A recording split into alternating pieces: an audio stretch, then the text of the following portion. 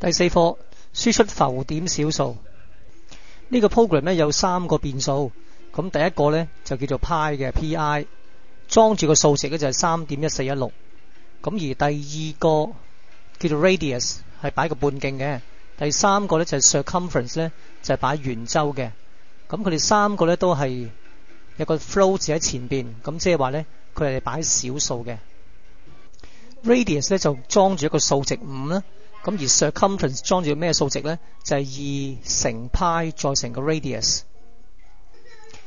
2乘 pi 就係 3.14 啦，另外再乘翻個5啦，咁所以5 2得10，再乘翻 3.14 咧就係 314.16。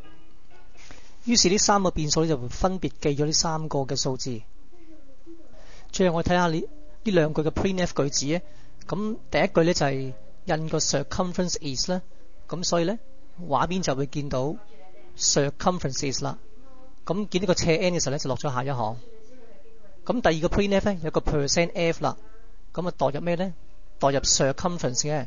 咁 circumference 係裝住 31.416 啦，咁所以印出畫面嘅時候咧就會係 31.42。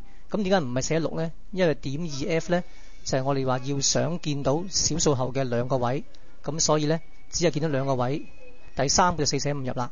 咁而最後嘅 square cm 咧就照抄出畫面度嘅。